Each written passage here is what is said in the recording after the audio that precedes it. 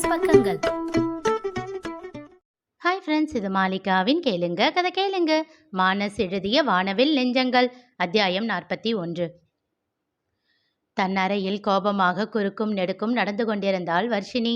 கட்டிலில் அமர்ந்திருந்த வரிஷ் வாயை பொத்தி சிரித்து கொண்டிருந்தான். எங்கே சத்தமாக சிரித்தால் தன் தமக்கை தன்னை அடித்து விடுவாளோ என்ற பயத்தில் வாயை பொத்தி சிரிப்பை அடக்க பிரயத்தனப்பட்டு கொண்டிருந்தான்.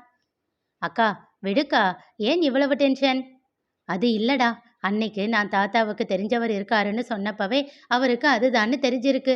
ஐயோ கடவுளே, அவருன்னே தெரியாம அவர்கிட்டயே போய் சொல்லி என்னோட இமேஜ் டோட்டல் டேமேஜ்டா.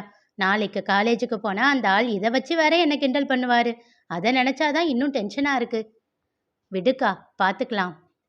தன் அக்காளை சமாதானம் செய்து கீழே அழைத்து வந்தான். டைனிங் டேபிளில் அமர்ந்து பாட்டியும் தாத்தாவும் சாப்பிட்டு கொண்டிருக்க ஜெயந்தி அவர்களுக்கு பரிமாறி கொண்டிருந்தார். ஜெகநாதனின் அருகில் சென்று அமர்ந்தாள் வர்ஷினி. டேடி இன்னும் வரலையா தாத்தா? கொஞ்சம் வேலையா இருக்காண்டா, இன்னும் கொஞ்ச நேரத்துல வந்துடுவான் என்றவர் அவள் முகத்தில் தெரிந்த வித்தியாசத்தை கண்டுபிடித்து விட்டார். என்னாச்சு பாப்பா என்றதும் வரிஷ் சிரிக்க ஆரம்பித்தான். என்னடா என்று கேட்டார் வேதவல்லி. அக்கா கிட்ட ஒரு சார் வம்பு பண்ணிக்கிட்டு இருக்காருன்னு சொன்னா இல்ல, அது வேற யாரும் இல்ல, இன்னைக்கு கோயில்ல இன்ட்ரடியூஸ் பண்ணீங்களே அவர்தானாம். ஒரு நொடி திகைத்து பின் வேதவல்லி சிரித்து விட்டார். யாருமா என்று கேட்டார் ஜெகநாதன். நம்ம நந்து தாங்க. ஓ என்றவரும் சிரிக்க ஆரம்பித்தார். எதுக்கு இப்போ இப்படி சிரிக்கிறீங்க? நந்து தானான்னு தான் என்றார் சிரிப்பை நிறுத்தாமல். தாத்தா என்று அவள் சினுங்கினாள். பாப்பா இங்க பாரு, அவனுக்கு நீ என்னோட பேத்தின்னு தெரியுமா? தெரியும் தாத்தா. அதனால தான் என்று சொல்லிவிட்டு வேதவல்லியும் சிரித்தார். தெரிஞ்ச பொண்ணு தானேன்னு உன்கிட்ட வம்பு பண்ணியிருக்கான். மாமா என்ன இப்படி சொல்றீங்க? இதெல்லாம் நல்லாவா இருக்கு? தப்பு இல்லையா? தெரிஞ்ச பொண்ணுன்னா இப்படிதான் பண்ணுவாங்களா என்றார் ஜெயந்தி. நீ தப்பா நினைக்காதம்மா, முரளி தம்பிங்க எல்லாம் சொக்க தங்கம். புரியாமல் தன் மாமியாரை நோக்கினார் ஜெயந்தி. உனக்கு ஞாபகம் இருக்கா ஜெயந்தி, உன்கிட்ட அவங்கள பத்தி சொல்லி இருக்கேன்னு நினைக்கிறேன். 5 ஆம்பளை பசங்க பைக் ஆக்சிடென்ட்ல புருஷன் பொண்டாட்டி 2 பேரும் இறந்துட்டாங்கன்னு சொன்னேனே. ஆமா அத்தை, வரிஷ் வயிற்றுல இருக்கும்போது ஒரு வாரம் இங்க வந்து இருந்தனே, அப்போதானே அந்த ஆக்சிடென்ட் ஆச்சு. நீங்க கூட சொன்னீங்களே இனி அந்த பசங்க என்ன ஆக போறாங்களோ அப்படின்னு. அவங்க தான். பெரியவன் குடும்ப பொறுப்பை எடுத்துக்கிட்டு தம்பிங்களை பார்த்துக்கிட்டு இருக்கான். சும்மா சொல்லக்கூடாது. அப்பா அம்மா இருந்தா கூட இப்படி வளர்த்துருப்பாங்களான்னு தெரியல. அத்தனை பிள்ளையும் சொக்க தங்கம். என்னத்த சொல்றீங்க? பெரியவனே சின்ன பையனை தானே சொன்னீங்க? ஆமாம்மா, 17 வயசு தான் அவனுக்கு.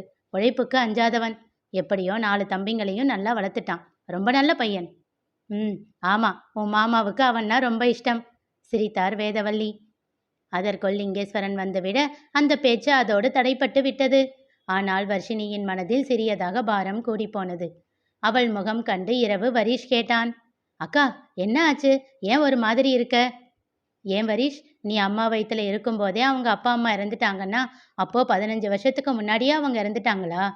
இப்போ சாருக்கு என்ன ஒரு 26 வயசு இருக்குமா? 15 வருஷம் முன்னாடினா அவரோட 11 வயசுலயே அப்பா அம்மா இறந்துட்டாங்க இல்ல? ரொம்ப பாவம் இல்லடா. என்றவன் வேறு எதுவும் சொல்லவில்லை. ஆனா பாட்டியும் தாத்தாவும் சொன்னது ரொம்ப கரெக்ட். அவரோட கேரக்டர் ஜெம் தான் தெரியுமா? நீ தான் ஏற்கனவே சொல்லியிருக்கியே. பாட்டியும் தாத்தாவும் சொல்ற மாதிரி வேணும்னே நீ யாருன்னு தெரிஞ்சுதான் உன்கிட்ட வம்பு பண்ணியிருக்காருன்னு நினைக்கிறேன்.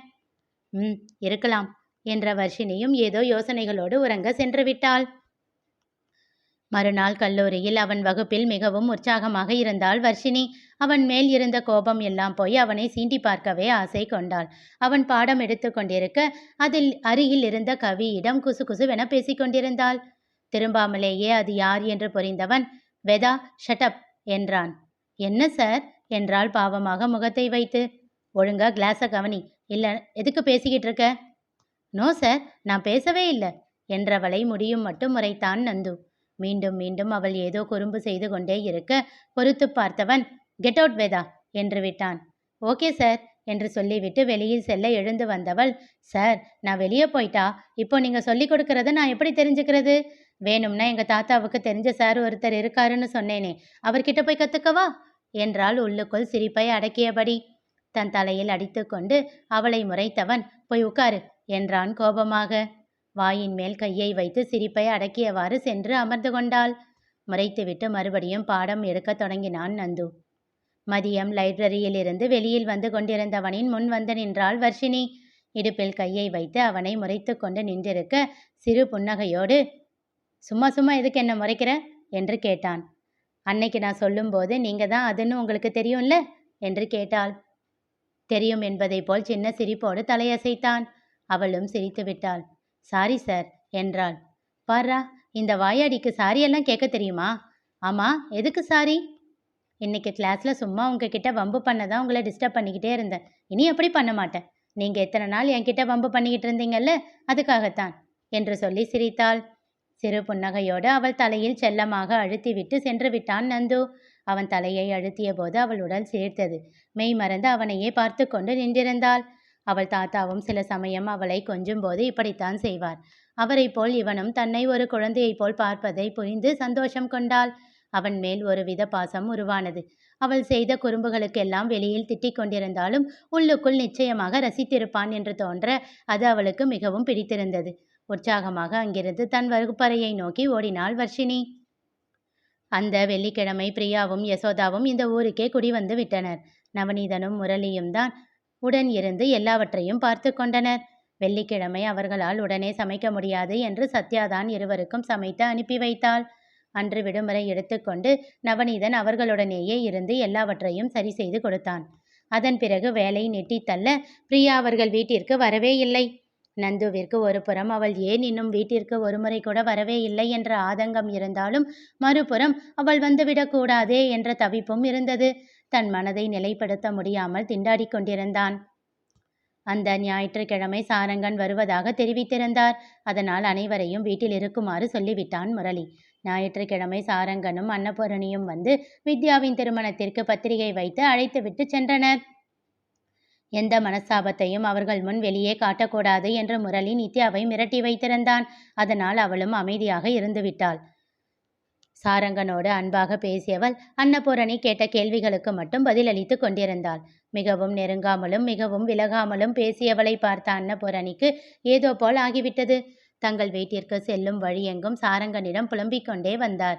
ஒரு கட்டத்திற்கு மேல் பொறுமை இழந்தவராய் தன் மனைவியை திட்டத் தொடங்கினார் சாரங்கன். எல்லா தப்பும் பண்ணிட்டு இப்போ குத்துதே கொடையுதேன்னா என்ன பண்ண முடியும்? அவ அமைதியா போரான்றதுக்காக என்ன வேணும்னாலும் பேசிக்கிட்டே இருப்பீங்களா 2 பேரும்?